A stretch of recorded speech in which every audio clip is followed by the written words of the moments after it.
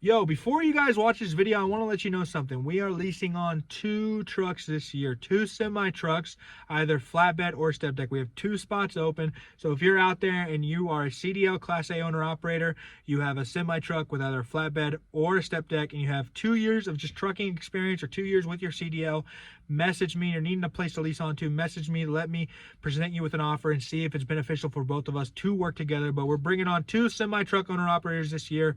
So let me know. We'd love to get you on the road. I hope you enjoy this video. What is going on, guys and gals? It is your boy J Love coming back at you with another video. In this video, like the title says, we're going to be talking about leasing on.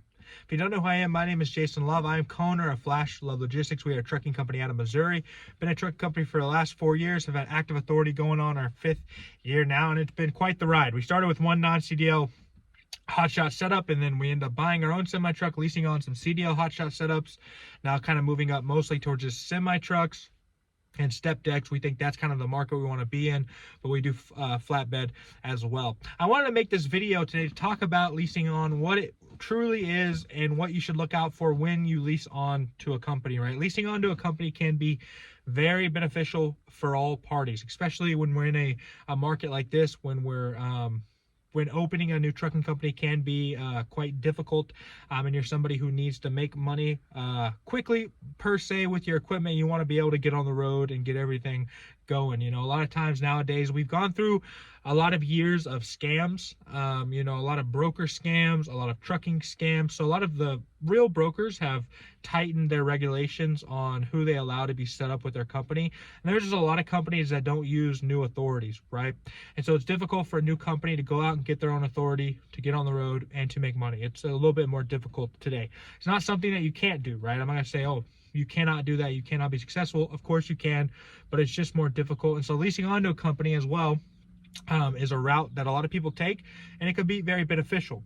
Now, what do I mean by leasing on to a company? So if you're an owner operator, right, you're somebody who has a CDL, you own your own semi truck, and you have your own trailer, right? A lot of times we think, well, the only way I can get into trucking is by starting my own company. Well, per se, you are going to start your own company, right? You're still going to have an LLC, but the only way I can get into trucking is by having my own authority number, right? So you go out and get your own MC number and you get your own DOT number, right? That's the only way to do trucking. And that's how I thought trucking was, the only way we could do it.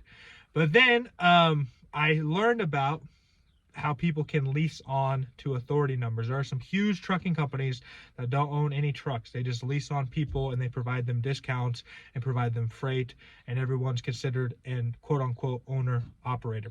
So if you're somebody who has a CDL, who has, a truck and has a trailer, or maybe you're doing non-CDL if you're watching this. I mean, that's non-CDL hotshot, totally different game, but you can still do it with somebody if they'll let you.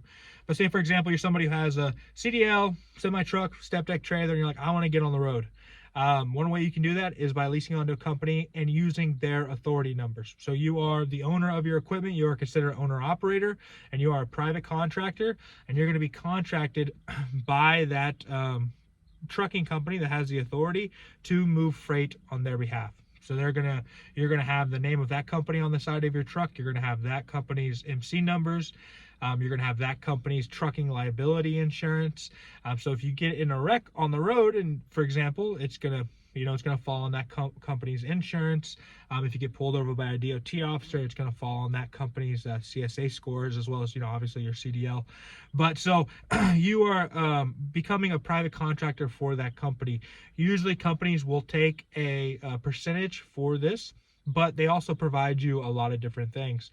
So when you're going to lease onto a company, there are some things you want to look out for, right? There are bad lease agreements and there are good lease agreements. I want to talk about what a good lease agreement looks like. I tell everybody who hits me up, I say, hey, once you find a company to lease onto, especially if they're doing hotshot, because we don't lease on hotshots anymore. I'm mostly just doing the semi trucks and the step decks. We are wanting to lease on 2 semi truck owner operators this year. So the spots are open. If you're somebody who has a semi truck, a trailer, and you're wanting to lease on to somebody, the spots are open. I'd love to talk to you.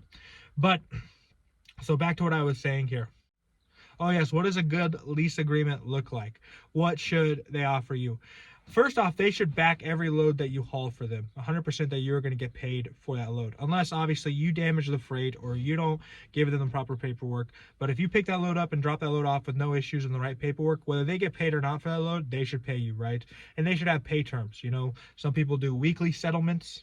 For our company, for example, Tuesday to Monday gets paid on Friday, right? Tuesday to Monday get paid on Friday, gets everyone the weekend load to finish out their weeks.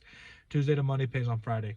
So every load that the people haul under our company, it's 100% backed by our company, right? And there have been times where we've been scammed, right? I didn't do my due diligence on a company we were hauling for, and I've had to eat that cost, pay them, and then hopefully get my money back later on. So that should be the first thing, right? They should guarantee every load you haul, unless obviously you damage freight or you don't have the right paperwork or whatever the case may be. Right. Another thing they should offer you is dedicated dispatch, non-forced dedicated dispatch. Right. What that means is, obviously you're going to be at you're going to be on good terms with your dispatcher, hopefully, to where, you're flowing well and he's booking loads for you, picking them up, dropping off. He's not having to check with you on every single load, you know what I mean, whether you want it or not. But if you get in a position where like a load is just not working out or you don't feel comfortable, you're not forced to take that load. Like that load would be canceled, right? For example. So they should offer you dedicated dispatch. That's something that's very important. Unless you want to dispatch yourself, then find a company that will let you do that. They should offer you a fuel card. A lot of companies are not offering fuel cards, but they should offer you a fuel card, but also get you a good discount, right? That's like part of the reason you want to lease on with somebody. If you go out and start your own company, you might get your fuel card and you might get 15 cents off a gallon at Love's, right? Or you might use Mudflap, whatever the case may be. But then if you lease onto a company that has multiple trucks already, that's been in business for a while, they should have a good negotiated rate with like Pilot Flying J or with Love's or with Casey's or whatever the case may be, to get you a really good discount on fuel. That's one of the reasons you lease on with them, right? So for example, our fuel card, if somebody leased on with us, it averages 55 cents off a gallon at Pilot Flying J's, right? So fuel right now isn't the most expensive in the world. We average probably $3.60 a gallon, $3.50 a gallon. We average 50 cents off that. We're paying, in the low $3 range per gallon of fuel, right? And hopefully with Donald Trump in office and everything, we can see that number go down. But definitely you want a good fuel card, right? They should also offer you an electronic logging device, right? So that some people will charge you separately for that. Some people will lump it into the percentage that they're taking, but they should give you an electronic logging device. They should not make you go out and find your own and hook yourself up. They should do that for you. So going over that just real quick, and I'm going to add some more as I remember them, but obviously they should guarantee every load you haul. They should offer you a really good fuel card. They should offer you a good dispatcher, and they should offer you a good ELD. Right? Those four things are like crucial of what you should be offered. And then on top of that as well, you're going to be on their trucking liability insurance. Okay. Now, if you go out and start your own company right now and the only company that's probably going to insure you as a brand new authority is going to be Progressive, right? I have used Progressive for more than 2 years. Out of the 4 years we've been going, we've had Progressive. And there's some benefits with Progressive and there's some downsides. One of the downsides is they're going to be very expensive, right? If you're a one truck owner operator getting into trucking with a brand new authority, they might charge you upwards of $3,000 per month in insurance, which is extremely high, right? But as time goes on, that number does go down. But that's the benefit of leasing onto somebody as well, is that they're going to charge you, your portion of their trucking liability insurance, but instead of paying $3,000, they're going to charge you, let's say, for example, $1,000, right? You can get that number down to $1,000 per month or $1,100 per month. And that's why you want to lease onto a company that has a good reputation, because if you lease onto a company that you look at they're safer and they've had multiple accidents and stuff like that, chances are their insurance rates are crazy. They're not getting a good insurance rate. So you need to find a good company that definitely does good when it comes to the safety aspect of things. They don't have a lot of out of services and stuff, because you're going to represent this company. If that company already has a bad safer score, it's just going to affect you, right? But you find a good company that takes safety seriously, that takes equipment seriously, right? And that can get you a good insurance rate, right? So that's going to save you a lot of money. So yes, you are paying a percentage to lease onto the company, but they should offer you a lot of different things, right? I've seen a lot of different lease agreements out there, but I'm just trying to tell you what a good one looks like, right? So for example, the percentages that you should probably pay to this company, or what it's going to look like. On the high end, I've seen anywhere from the hotshot world, which I'm talking more semi world. Hotshot world, I've seen 22%, I've seen 25%. I think that is way too expensive. But truly, if you're leasing onto somebody directly, you should pay probably, I would say, 17% lease on, right? I think 17 as starting, and then have some sort of a scale after a set amount of time you go down. I've seen as low as 13%. But it really depends on what you're being offered. If you're offered everything that I listed right here, and they're saying, yes, it's 15% to lease on, or 16 or 17 starting out, I don't think that's a bad deal, as long as these things are met, right? As long as these things are in there, because you have to think about it. A good dispatcher, if you have to get your own dispatcher or pay somebody, that's usually going to cost you about 5%. And one thing I did not talk about as well is factoring, right? So the company that you're leasing onto, okay, if they're guaranteeing every load and they're giving you weekly settlements, either they have a lot of money in the bank or they're factoring every load, right? So they should not charge you a factoring fee. That factoring fee should be worked in to the lease agreement, right? So that's how you get paid every week, is because they're getting paid from factoring these loads. A factoring company is like a middleman bank that buys invoices so they can pay you next day, so you have the operating expenses, right? Because a lot of these brokers have like net 30 terms, net 60 terms, right? So that's another thing I almost forgot. So if you break down this 17%, okay? So for example, they say, hey, we're charging you 17% to start, maybe 15% after 6 months, right? Or whatever the case may be. They're paying probably about 5% to the person that's dispatching you. That's a give or take, right? Usually a dispatcher gets paid, I would say, anywhere from $250 per truck per week, which comes out on a $20,000 month. This is a low end number, obviously. It's about 5%, give or take, right? 5% goes to the dispatcher. 3% is usually roughly what the factoring fee is going to turn out to be, right? It's going to be about 3%. So right there is 8%. Right, of that 17, that's going to be long gone. And then they're going to pay a little bit of fuel card fees, nothing crazy. They're going to pay your ELD fees, right? Nothing crazy.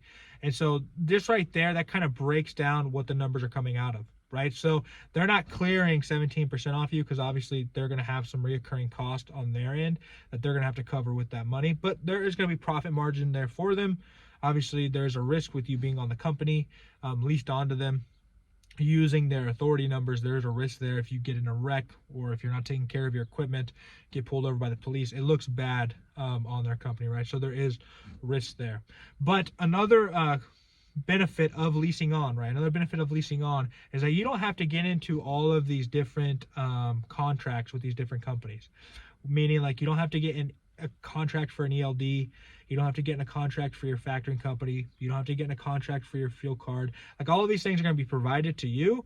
And like, for example, if you lease on a company, everything's going good, and your truck breaks down and you're just getting off the road, or you're tired of trucking, you don't want to do it anymore, you don't really have to break any contracts, right? I would get a lease agreement that doesn't have like a set term. That means, like, hey, this is an at-will termination. It means if that company wants to terminate, or you want to terminate at any time, you can. Because you're not an employee, you are a 1099 private contractor. You can do that, and then you're kind of free and clear after that, right? You're not worried about any of these what's the word I'm looking for, contracts on the end that company has. They have nothing to do with you, right? You're just leased onto it, right?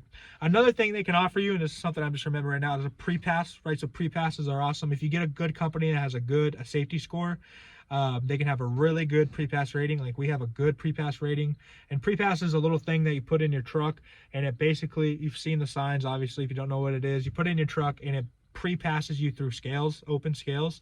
So if you lease onto a good company, they're gonna have a good pre-pass score. If you lease onto a bad company, they're not gonna have a good one, and you're probably called into a lot of scales. But definitely get a pre-pass, because they're worth it, no matter if you lease onto somebody or you don't lease onto somebody.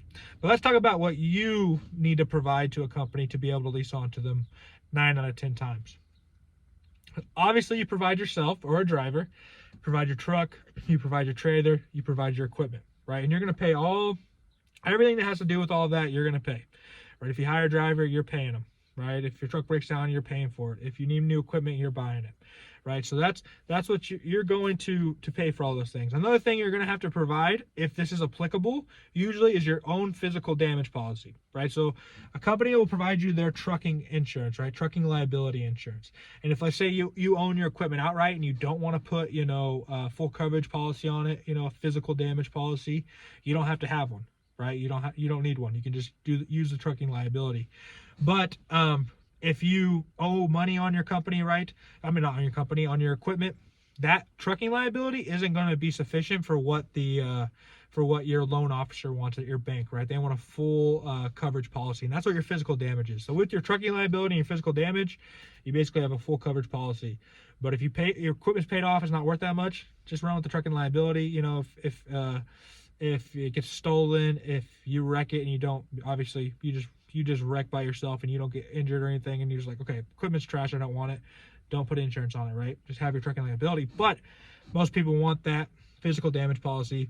You'll most likely provide that. Another thing that you're going to provide as well is you'll run your own IFTA, your international fuel tax, and you're going to run your own IRP, or your apportion plates, right? And those go through the state that which you live in. So even if you lease onto a company out of Missouri and you live in Arkansas or New York or wherever, you're gonna have to run your own IFTA and you're gonna run your own apportion plates out of that state, right? And those run through your LLC, right? So you're gonna open your own LLC. You're gonna have your own company, right? You are a 1099, okay? I mean, you can do a sole proprietorship, whatever, but you need to go get your own IRP, you need to go get your own IFTA, and you need to get your own physical damage policy, but they will give you your trucking liability, which is going to be the most expensive. If your equipment's not the most expensive equipment out there, let's say it's like $50,000 in coverage is what you need, you can usually pay $300 or $400 a month on a good bobtail. They call it bobtail or physical damage policy. But there are a lot of benefits to Leasing-On. Obviously, the downside to Leasing-On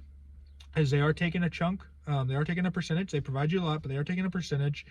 And you do need them to be able to run, right? So you are relying on the company of which you are leased onto. So if they go under, you need to find a new company to lease onto because you don't have authority.